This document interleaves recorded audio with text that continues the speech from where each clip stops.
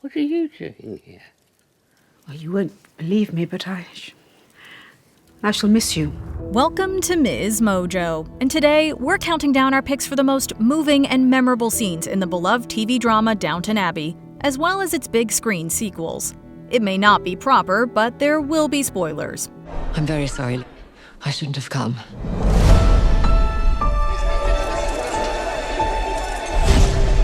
Number 30, A New Day Begins. The opening minutes of Downton Abbey assert to viewers that this is no average British costume drama. The resplendent Grantham estate is introduced, not by its owners, but by staff. Have you laid the servants all breakfast? Yes, Mrs. Patmore.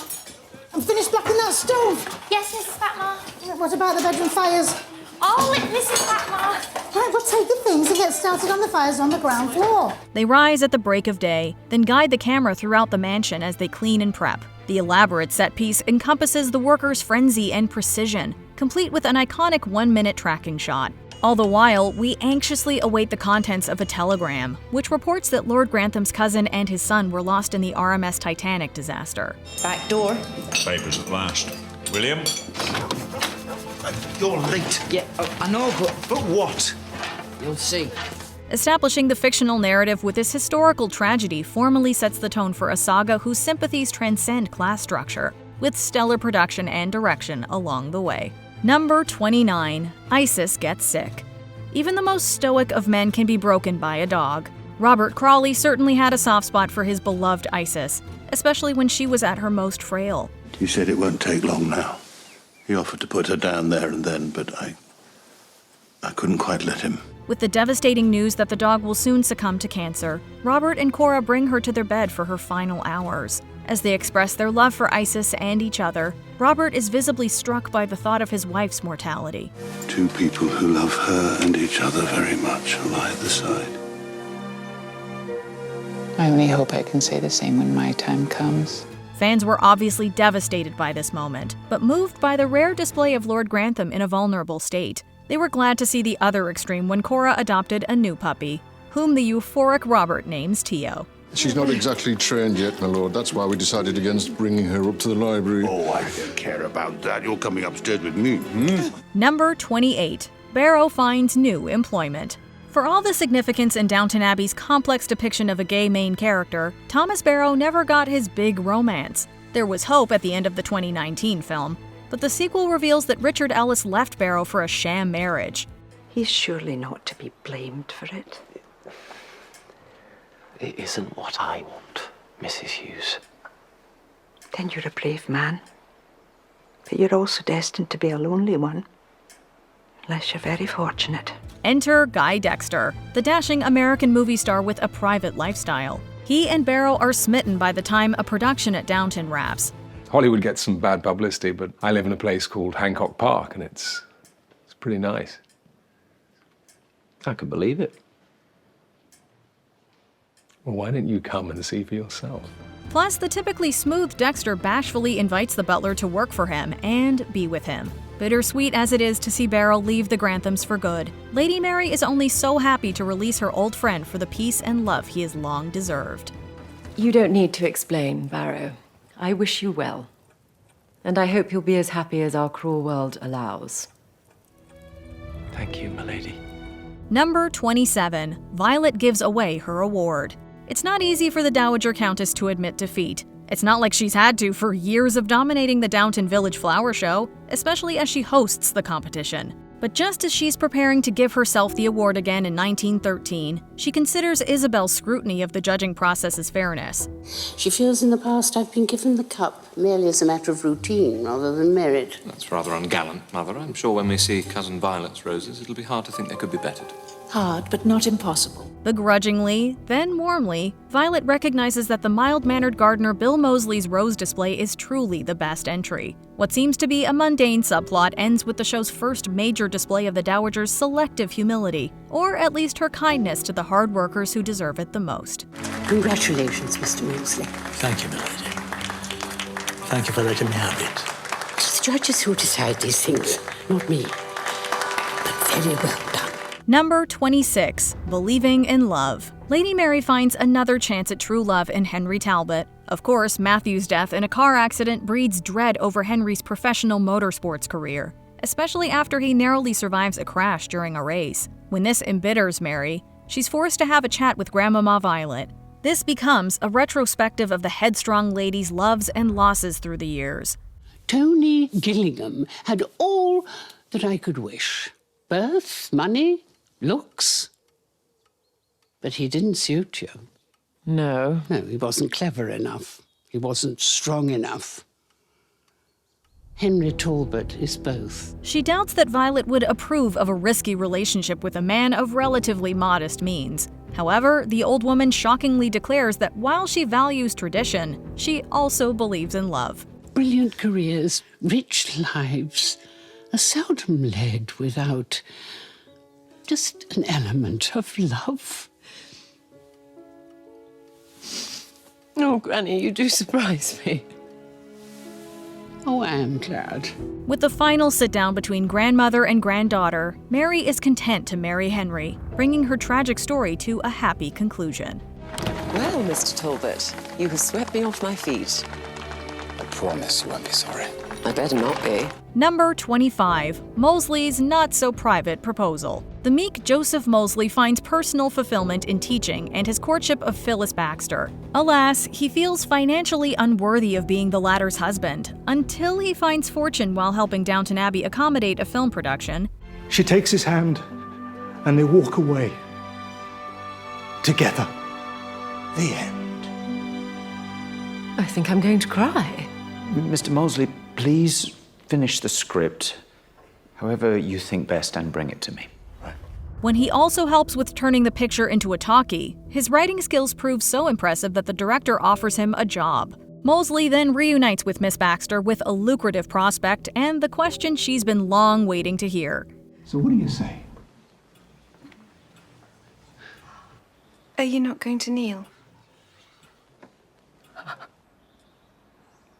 Do you want me to? I think so. It'll never happen again. Little do they realize, stray sound equipment broadcasts the proposal to the whole house. But this is one embarrassing moment that Mosley is glad to share with his friends and future wife.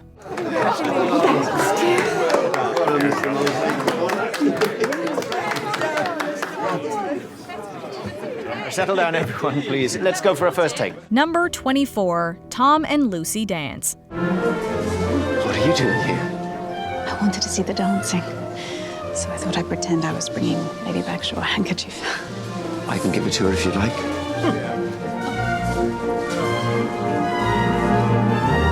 I wish you could dance with me. Just when Tom thought he was content being a widowed father, he becomes a pawn in a crooked game of matchmaker. Violet is seeking the fortune of her cousin Maud Bagshaw, whose estate is willed to her lady's maid and illegitimate daughter Lucy Smith. But Tom genuinely bonds with this fellow servant being reluctantly groomed for high society. I have such a feeling that you can understand what's going on inside my head when no one else does, or ever could. While Downton hosts a royal ball, these two outsiders meet on the terrace for their own dance. It's the perfect symbol to resolve Tom's arc with a partner who fully understands him. When he and Lucy get married in a new era, it's all for love over status. Number 23, Defending Barrow. Thomas Barrow finds himself in trouble again when he's tricked into kissing his friend Jimmy Kent. The subsequent revelation of Barrow's sexuality divides Downton in these more regressive times. Human nature is a funny business, isn't it? Why didn't the poets come to you, Mr. Carson? They'd have saved themselves a lot of time and trouble. All this talk comes to action when police crash a cricket match on a tip from Alfred Nugent. Thankfully, the homophobic eyewitness retracts his statement after being confronted by Robert, who understands that Barrow is as he was made to be and shouldn't be persecuted for it. Thomas does not choose to be the way he is. And what harm was done, really, that his life should be destroyed for it? Well, let he who is without sin cast the first stone. Are you without sin, Alfred? For I am certainly not. Helping to protect the footman also forces Mr. Carson to reckon with his own prejudice. Afterward, Barrow rises to the rank of underbutler, with the knowledge that the family that's forgiven so much at least respects him for who he is. Number 22, A Day at the Beach. Even the staff of a lavish aristocratic house could use a holiday. Well, maybe they especially do with that line of work. Mr. Carson is tasked with organizing a day trip to the beach, where tranquility brings perspective to the romantic entanglements. We could take the Pullman from Victoria. A day return ticket costs 12 shillings each. It's a lot, but her ladyship's happy to pay. Well, thank heaven you got there in the end. Phyllis Baxter thanks Mosley for giving her strength. Daisy declines Ethan Slade's invitation to America, and the long-suffering Mr. and Mrs. Bates finally get to relax. Even the fuddy-duddy Carson strolls into the water with Mrs. Hughes's encouragement in a beautifully shot display of the spirit she brings out in him. You can hold my hand. Then we'll both go in together. I think I will hold your hand. It'll make me feel a bit steadier. You can always hold my hand if you need to feel steady. I don't know how, but you managed to make that sound a little risque. The whole scene shows these servants enjoying something much deeper than a day off. They're expressing their agency fully and sweetly. Number 21, Mr. Bates is freed. Of all the servants downstairs, Mr. Bates and his wife Anna arguably have it the hardest, facing adversity at nearly every turn. Before Anna too would be accused of a murder she didn't commit, Bates is actually convicted of the crime in the advent of his estranged wife Vera's suspicious death. John Bates, you have been found guilty of the charge of willful murder. You will be taken from here to a place of execution. Though our protagonists are able to get his sentence commuted from death to a life, things look pretty bleak as Bates is set to waste away in prison. Thankfully, Anna's staunch loyalty to her husband pays off as she proves Vera's passing is on no one's hands but her own. The scene where Anna greets a freed Bates outside the gates convinced us their love could weather any storm. Thank God. Yes, thank God. And you.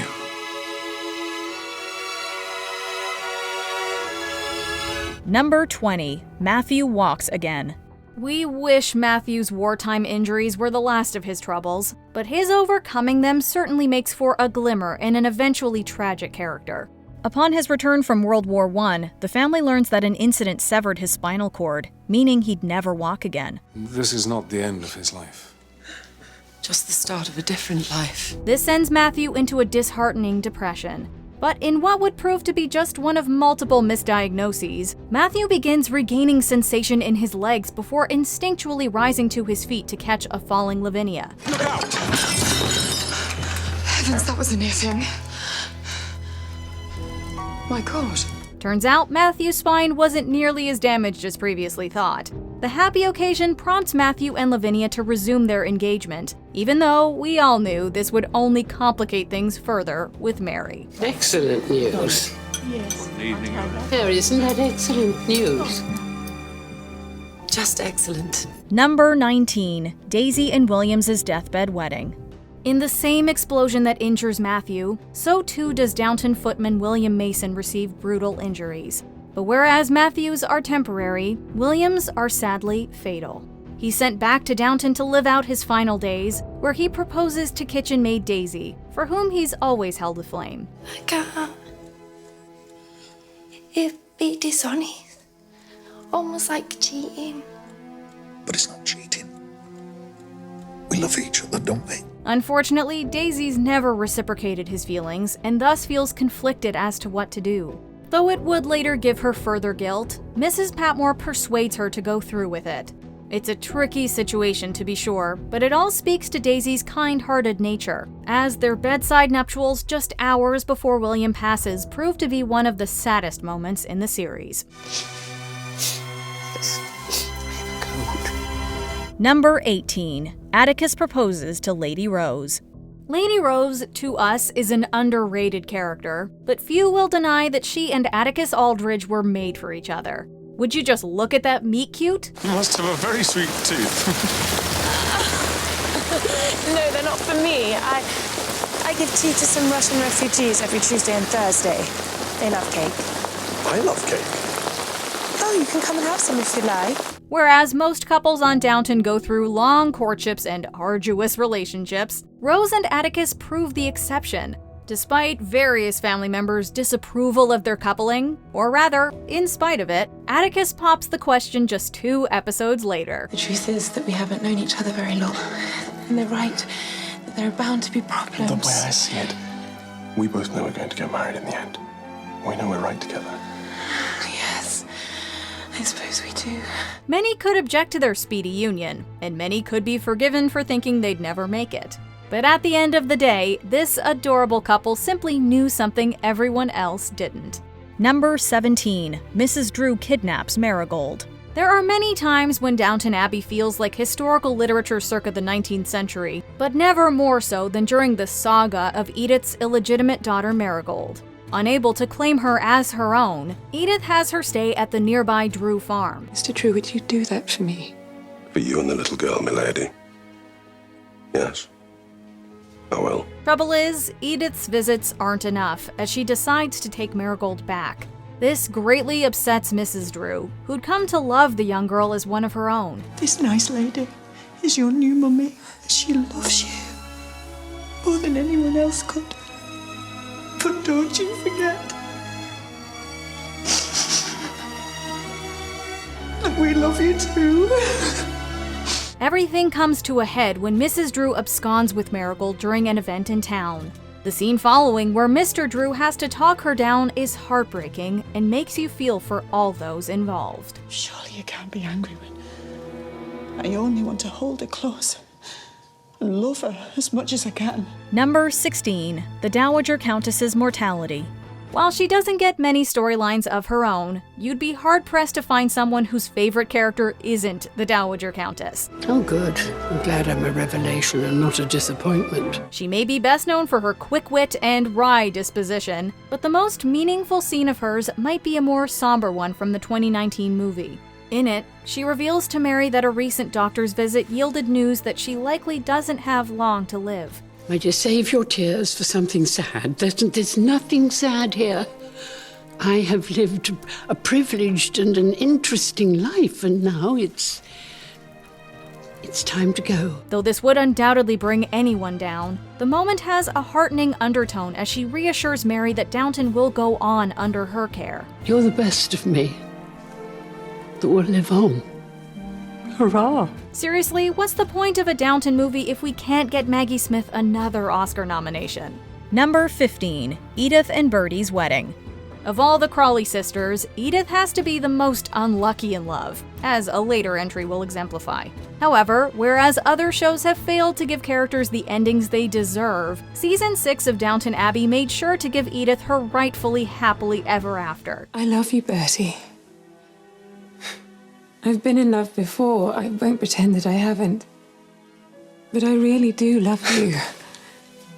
And I'll take that as a yes. While Bertie is understandably thrown for a loop when he learns of Marigold's parentage from someone other than Edith, his love for her is reaffirmed when he proposes again later on. There could be gossip. Are you ready for it? I hope to avoid it, but I'm ready if we can't. The only thing I'm not ready for is a life without you. Thankfully, despite all of Edith's poor luck, this one is for real, as she and Bertie decide to face life's future challenges together. Number 14. Robert's ulcer bursts. Though there are a lot of shocking developments on the show, few take us quite as aback as Robert's ulcer incident. Obviously, we knew going into the final season that for every few characters that got happily ever afters, there could be some we had to say goodbye to in more ways than one. Which is why it was so concerning to see Robert, the ostensible lead of the show, suddenly spew up blood at the dinner table. Can't we stop this beastly row? How I wish we could. Because I'm so sorry. While the show had previously established Robert's stomach ulcer, we still didn't expect any repercussions this dramatic. Thankfully, Robert does survive surgery, so we were granted more time with the Earl of Grantham. But we won't get that image out of our heads anytime soon. You're quite pale. We'll go together. You've had a shock.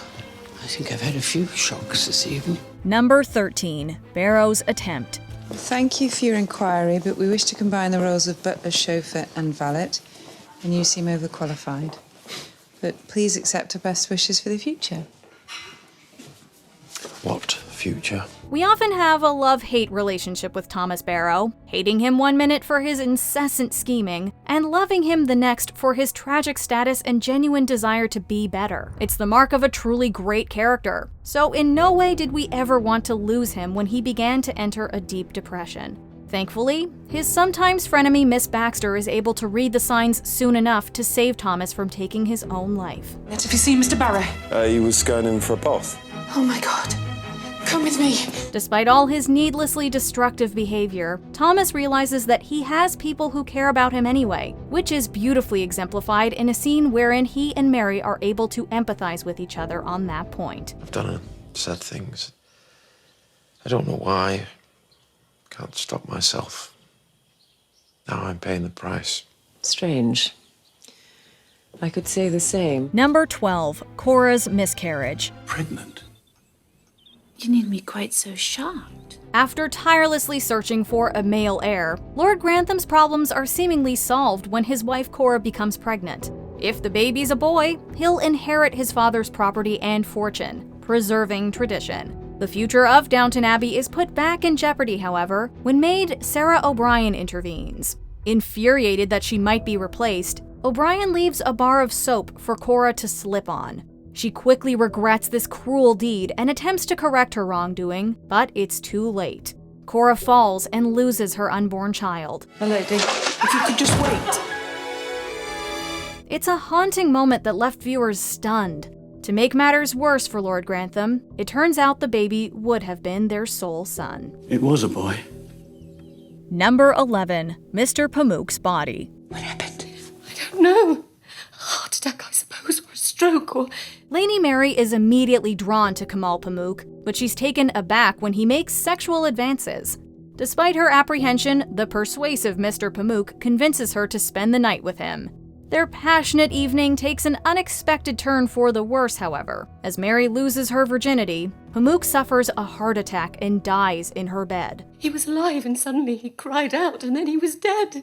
But why was he here at all? To preserve the eldest Crawley daughter's reputation, her mother and her loyal servant Anna help move the body. The three return Pamuk to his room, although the scullery maid, Daisy, catches them in the act. This was the first of many scandals that befell Downton Abbey, and it offered a glimpse of how jaw-droppingly good the series would become, while working in some dark humor. I couldn't. It's not possible. If you don't, we will figure in a scandal of such magnitude it will never be forgotten until long after we're both dead. Number 10, Edith stands up to Mary. As much as we love Mary, her attitude towards Edith is far from healthy. She's often meddled with or outright disapproved of Edith's life out of nothing more than spite. While there's always been friction between the two sisters, things come to a head when Mary crosses the line by revealing Edith's illegitimate daughter to Bertie Pelham. And I admire you, Bertie. Not everyone would accept Edith's past. Mary, don't. What do you mean? Well, you must have told him. You couldn't accept him without telling him. Tell me what? About Marigold. Who she really is. Having absolutely had it this time with Mary's venom, Edith lets her have everything she has coming, and uses a certain word seldom used by early 20th century ladies. I know you. I know you to be a nasty, jealous, scheming bitch. Now listen, you pathetic... You're a bitch! And not content with ruining your own life, you're determined to ruin mine. Still, theirs being one of the most important relationships on the show, we were immensely glad they were able to begin patching things up by the episode's end. Until at last, our shared memories will mean more than our mutual dislike. Number 9, Mr. Carson's proposal. I do want to be stuck with you. Although they keep their relationship strictly professional for most of the series, Mr. Carson and Mrs. Hughes have always felt like a married couple. As the butler and head housekeeper at Downton Abbey, they've developed an intense and meaningful bond while maintaining order in the household. It was positively uplifting when they walked along the beach together, but we'd have to wait another year for Carson to finally pop the question. Having purchased a property in their names, Carson confesses his feelings for Mrs. Hughes and asks for her hand in marriage. I'm not convinced I can be hearing this right. You are, if you think I'm asking you to marry me. She's quick to accept the old boobie's overdue proposal, practically moving them both to tears of joy. After so much will they, won't they tension, this sentimental declaration of love couldn't have been more satisfying. Of course I'll marry you, you old booby. I thought you'd never ask. Number 8. Edith left at the altar.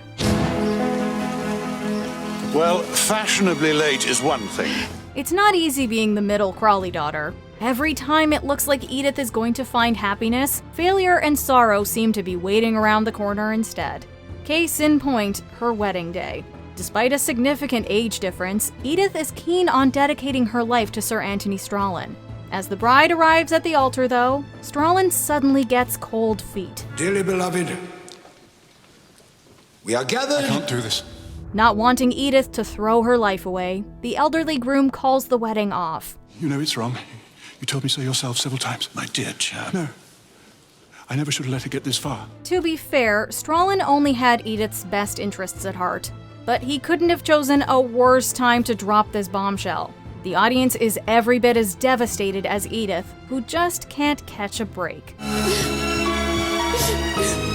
Number 7. Anna's assault. Don't be silly, let me pass. You look to me like you could use a bit of real fun for once. Valet Mr. Green might seem friendly at first glance, but he shows his true colors when he attacks Anna Bates in the kitchen. What I want is to go back upstairs.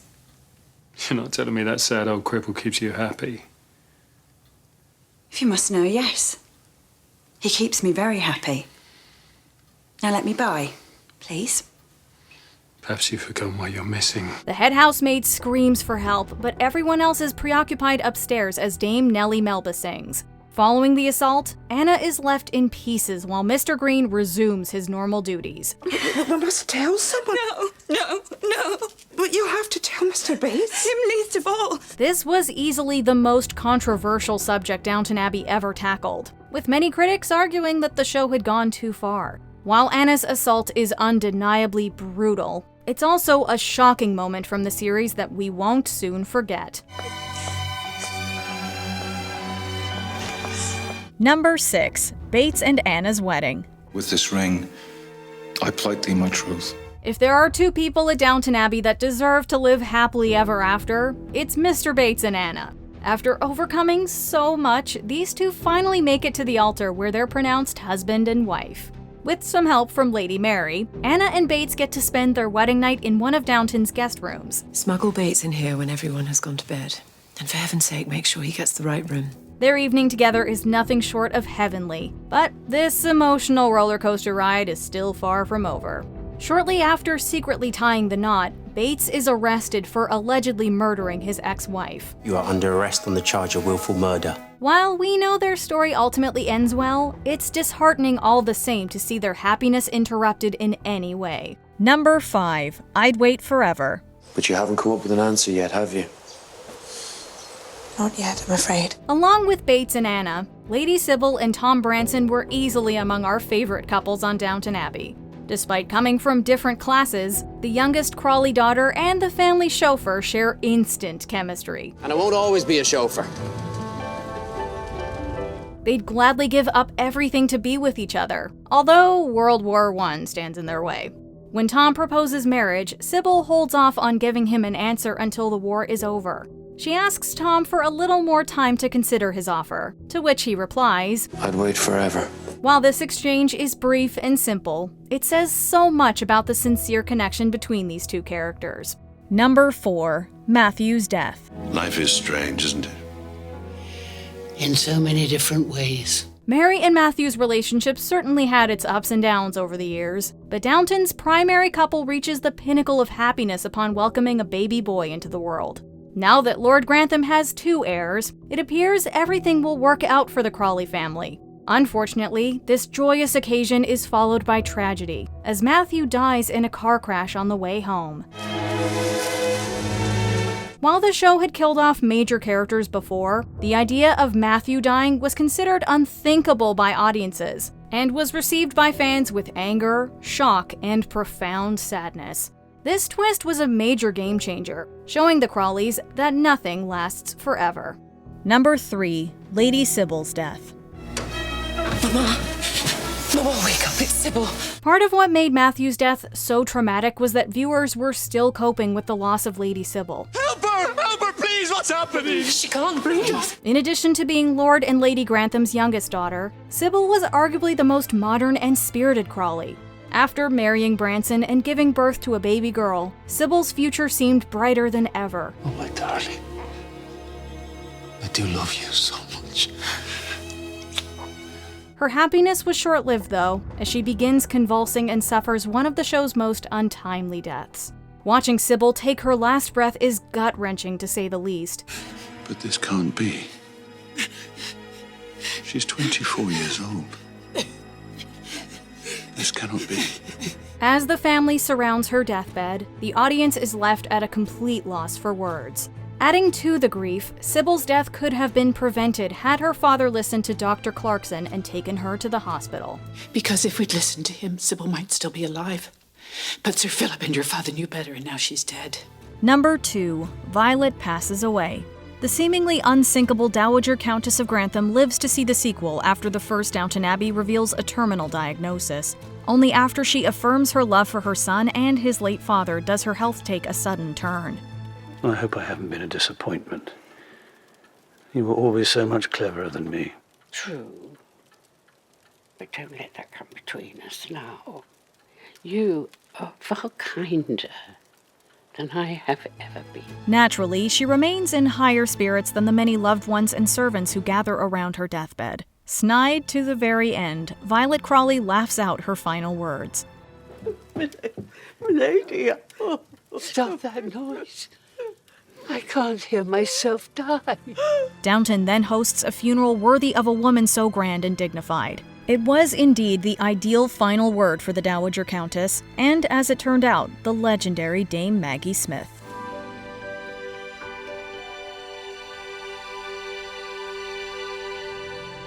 Before we continue, be sure to subscribe to our channel and ring the bell to get notified about our latest videos. You have the option to be notified for occasional videos or all of them. If you're on your phone, make sure you go into your settings and switch on notifications.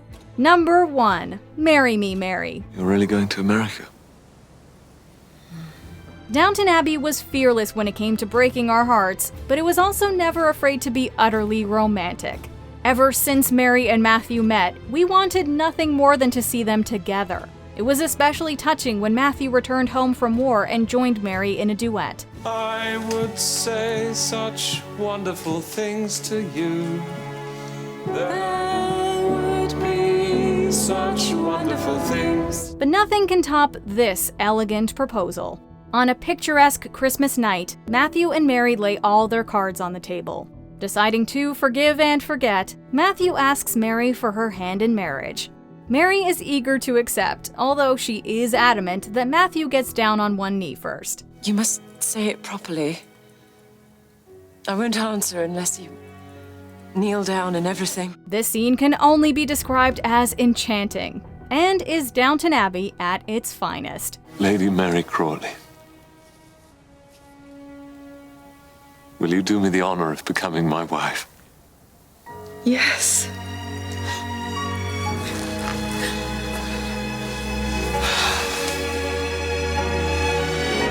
Which Downton Abbey moments especially ring a bell for you? Step downstairs to the comments.